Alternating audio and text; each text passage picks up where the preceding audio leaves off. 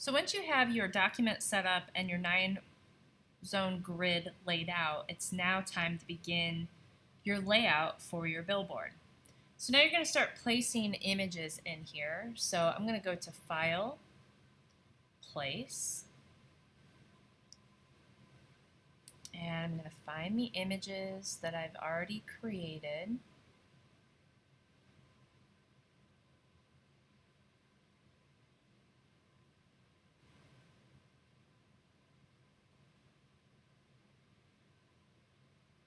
So I have my lion here that I have masked. And remember, the black arrow adjusts the frame, and I'm going to make sure my frame is down at the bottom here because I'm going to do an extension of his head. I need to make sure he's down here. The white arrow adjusts the picture in the frame. You need to hold shift when you resize your image. I want him to kind of go off the edge like this. I want him to be my center of attention. I'm going to just adjust my frame because that's a really big frame. So again, I cut him out in Photoshop using a mask. And using that rule of thirds, for this I'm going to place him in the middle. But notice he's not really in the middle. He's kind of, the majority of him, like the major part of him, is in that upper top half of the page. Then I'm going to find a picture for the background. I downloaded this from freeimages.com, and I found a picture that kind of looks like his native habitat. And I'm going to just make a frame.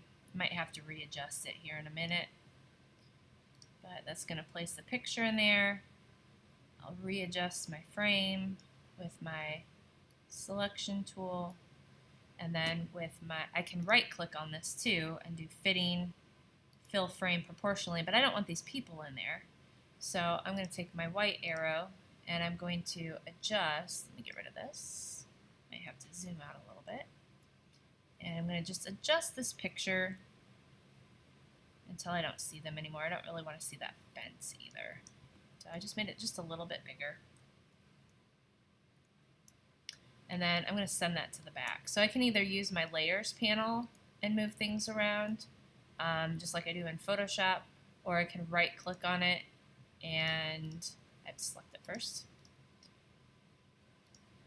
And then arrange, and then I can send it to the front or send it backwards.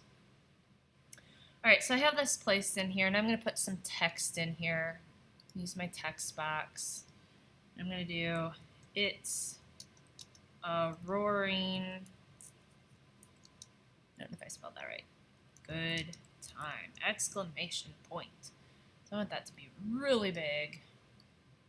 And I'm going to use one of the fonts. Yeah, I definitely didn't spell that right.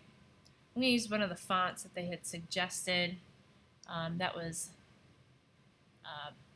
Big John. So if I go to Google Classroom and I look at the brand guidelines, here are some of the fonts that they suggested to use. You don't have to use these, but you're more than welcome to. So I'm going to use Big John. I already have that installed on my computer. If you don't have it, it is on Google Classroom, and you can download that and then install that on your computer.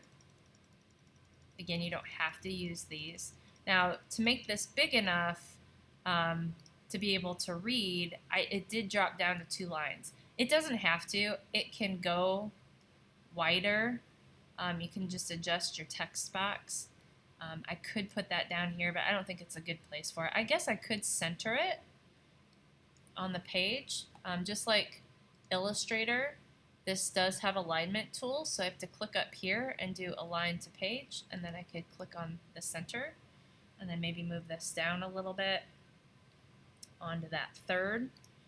That actually doesn't look too bad. I might do a different color.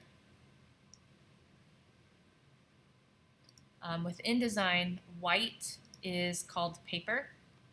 There's actually a lack of pigment there. And I might make him just a little bit bigger because his mouth is awfully close. I'll move him up just a little bit. Yeah, I think I like that a little bit better.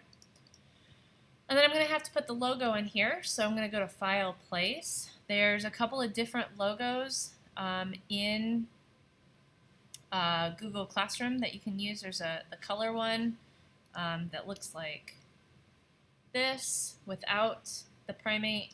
There's the color one with the primate, and then there's a black and white one, or yeah, black and white one without the primate, and then there's one with the primate. For this one, I think I'm going to use the black and white one without the primate.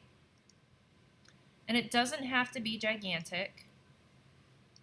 We don't want it too small either. And usually we are going to see the logo last, so usually it'll be in the bottom corner. Now what I might actually do with this is align that, and I might even group this and then center this on the page. I might do that.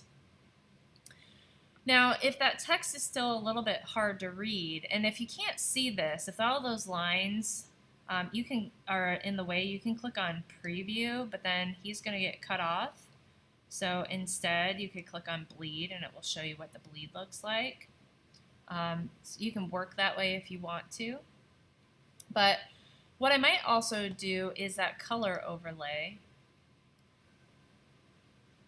So I'm going to make this that green color, 74% cyan, 33% magenta, 100, oops,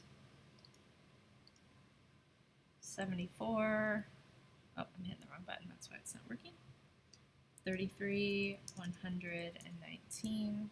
And I can't see the image, and it's in front of my text and everything else, so I can go to my layers, and I can bring that rectangle down in front of the picture.